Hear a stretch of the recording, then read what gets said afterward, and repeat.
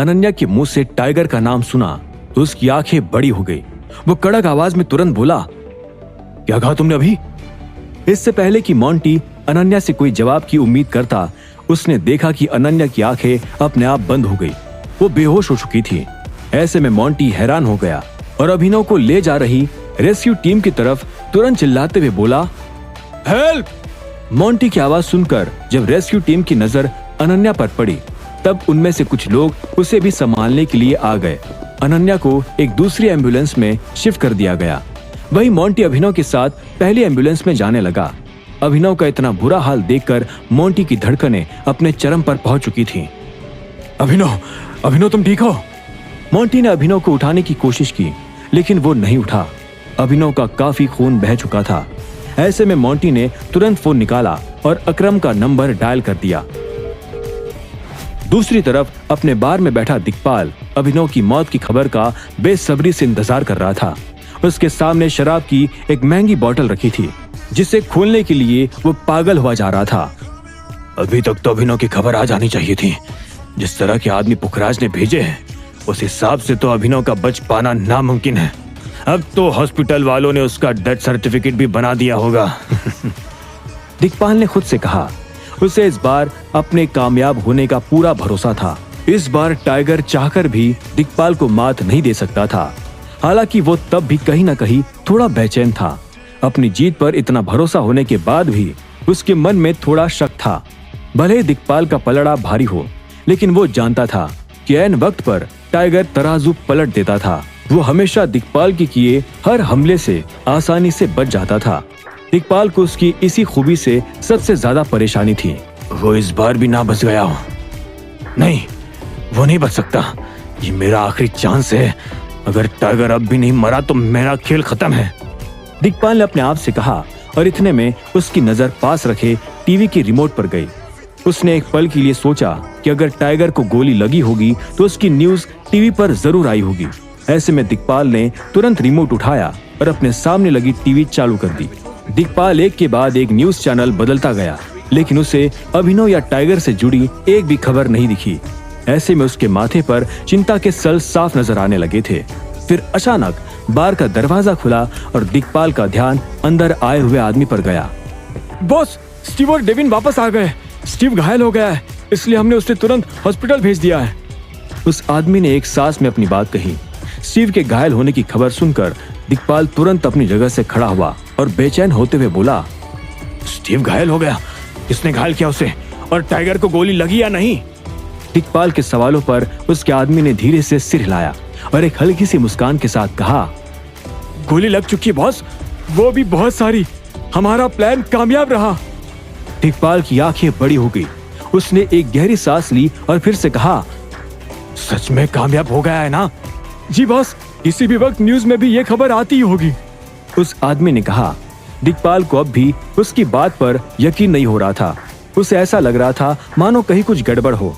ऐसे में वो फिर से बोला, पक्का उसे गोली लगी है ना? टाइगर मरा तो है ना? क्योंकि एक तरफ तुम कह रहे हो कि स्टीव घायल हो गया है। दिक्पाल के सवाल पर उस आदमी ने एक गहरी सांस ली और धीरे से कहा, बॉस, स्टीव घायल जरूर हुआ है, लेकिन उसने अपना काम कर दिया है। डेविन ने मुझे बताया कि जब वो दोनों टाइगर को गोली मारकर भाग रहे थे, तब टाइगर के किसी आदमी ने उन पर गोली चलाने की कोशिश की थी। अच्छा, फिर ठीक है, दिक्पाल ने कहा। और इतने में अचानक उसे टीवी से एक आवाज सुनाई दी।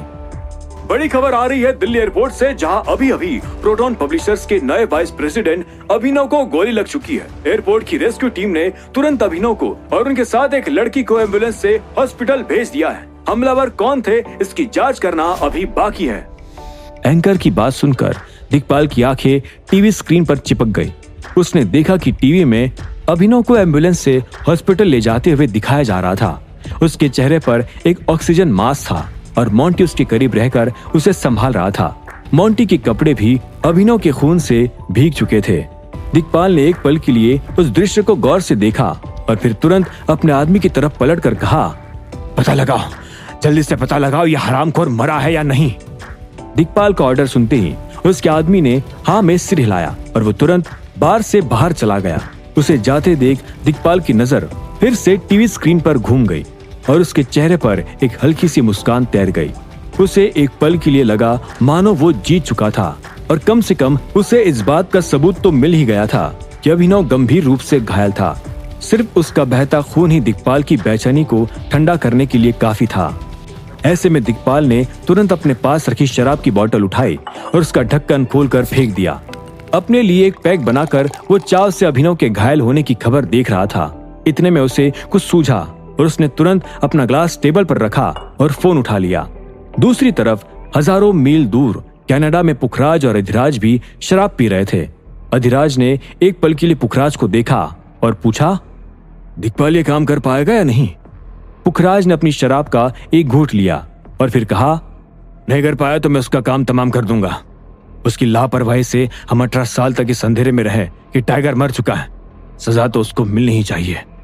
अधिराज ने पुखराज की बात पर हाँ में सिर हिलाया और इतने में पुखराज का फोन बजने लगा। स्क्रीन पर दिक्पाल का नाम देखकर पुखराज ने एक पल के लिए अधिराज को देखा और फिर फोन उठाते हुए कहा, दिक्पाल क्या हुआ, हार या जीत? जीत पुखराज जी, जीत। टाइगर को गोली लग गई है। दिक्पाल ने गर्व से ऐलान किया। उसकी बात सुनते ही पुखराज ने एक गहरी सांस ली और फिर फोन नीचे करते हुए कहा, अधिराज जरा टीवी चालू करके कोई इंडियन न्यूज चैनल लगाना। अधिराज ने तुरंत हाँ में सिर हिलाया और पास रखे रिमोट से सामने लगी एक बड़ी सी टीवी ऑन कर दी। फिर एक इंडियन न्यूज चैनल पर पहुंचते ही उन्होंने उसमें चल रही हेडलाइन देखी तो उन दोनों की आंखें बड़ी हो गई। क्या हुआ पुखराज जी? मैंने कहा था ना, मैं टाइगर का खेल खत्म कर दूंगा। आप भी शॉक्ड हो ना? ना तो मैं शॉक्ड हूँ और ना ही टाइगर अभी तक मरा है दिक्पाल सिंघावत। मैं तब तक इसे जीत नहीं मानूंगा जब तक उसकी लाश चिता पर जलकर राख नहीं हो जाती। तुम पहले भी हमको ये बहकावा दे चुके हो कि टाइगर मर गया है, लेकिन फिर 18 साल बाद वो अचानक से वापस आ गया। पुखराज दिक्पाल के ऊपर भड़क उठा। उसकी फटकार सुनकर दिक्पाल घबरा गया और तुरंत अपनी सीट पर सीधे बैठते हुए बोला, पुखराज जी आप चिंता मत लो, वो मर जाएगा, उसे मरना ही होगा। अगर गलती से भी जिंदा हो गया तो मैं उसके हॉस्पिटल को ही बॉम्ब से उड़वा दूंगा। आप बिल्कुल चिंता मत लो। दिक्पाल की बात सुनकर अधिराज ने पुखराज को फोन स्पीकर पर डालने का इशारा किया। पुखराज के स्पीकर मोड ऑन करते ही अधिराज ने गहरी आवाज में कहा, तुम पहले भी बेवकूफों जैसी बातें करते थे और अब इस उम्र में भी तुम्हारे अंदर ढंग की बात करने जितनी अकल नहीं आई है दिक्पाल। एक बात याद रखना, अगर टाइगर का दिल फिर से जैसे डमारू दल के शूरवीर तो दुर्बांश पर हमला करने के लिए तैयार हमेशा के लिए बंद करवा दूंगा। के पास आकर खड़ी हो गई। अधिराज की बात खत्म होती ही पुखराज ने फोन काटा और एक ही घूंट में अपनी शराब का गिलास खाली कर दिया। उधर अधिराज की धमकी सुनकर दिक्पाल के पसीने छूट गए। टाइगर के बच जाने का उसका डर अब कई गुना बढ़ चुका था। दिक्पाल की धड़कनें तेज होने लगी थी। ऐसे में उसने कांपते हुए अपनी जेब से एक सिगरेट और लाइटर निकाला और फिर उसे जलाने लगा। अपने हाथों के कांपने से दिक्पाल सिगरेट को भी ठीक तरह से नहीं पकड़ पा रहा था। अधिराज जो दिक्पाल के बेटे की उम्र का था, तब लैला ने भी अपनी तलवार में शक्तियां भरते हुए दिक्पाल को अधिराज की धमकी से सिर्फ डर नहीं लग रहा था, बल्कि उसे बेहद गुस्सा भी आ रहा था। अम्माजी तक तो ठीक था, लेकिन वो पोतों के मुंह से गाली नहीं सुन सकता था। दूसरी तरफ अभिनव ऑपरेशन रूम के अंदर था और मोंटी बाहर अपना सिर पकड़कर बैठा था। इतने में अचानक हॉस्पिटल के बाहर 4 महंगी गाड़ियां आकर खड़ी हुई और उसमें से अकरम, बलराज, लोकेश और डीके तेजी से नीचे उतर गए। वो चारों अपने अपने बॉडीगार्ड्स के साथ हॉस्पिटल में दाखिल हुए और ऑपरेशन रूम की तरफ बढ़ने लगे। मोंटी को रूम के बाहर बैठा देख अकरम ने तुरंत पुकारा, मोंटी। अकरम की आवाज सुनकर मोंटी अपनी जगह से खड़ा हो गया और टाइगर ग्रुप के सभी सीनियर्स को देखने लगा। बदलनी शुरू कर दी। क्या उसके शरीर से निकलती चेतना शक्तियों की तादाद बहुत ज्यादा बढ़ गई। वो शक्तियां मोंटी ने धीमे सुर में कहा।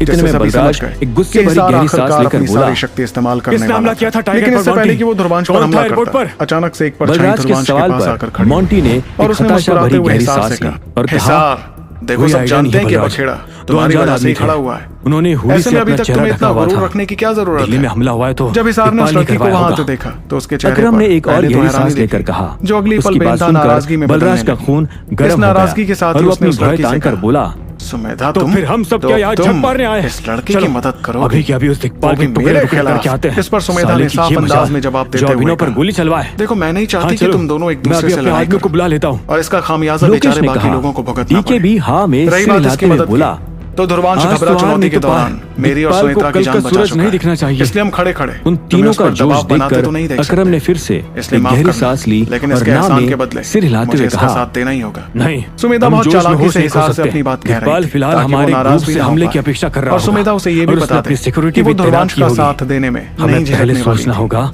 इतने एक में प्लान हिसार का बनाना फोन होगा। खोलने लगा। उसके जिसके बाद साथ ही हम कुछ उसने कर गुस्से में पाएंगे। अपनी मुट्ठियां कसनी शुरू अकरम कर की दी। बात पर जब वो सुमेधा को बलराज किसी ने लड़के की एक मदद हताशा के भरी लिए आगे सांस आते ली। देख रहा था वो अभी के और अभी सबसे ज्यादा दिक्पाल के नाराज वो सामने इस बात जाकर से था अपने कि वो हाथों से लड़का वो उसकी खुद नहीं गर्दन था। तोड़ देना चाहता था। मैं तेरी आज की उसके हरकतों का अंदर सारा किसी हिसाब प्लान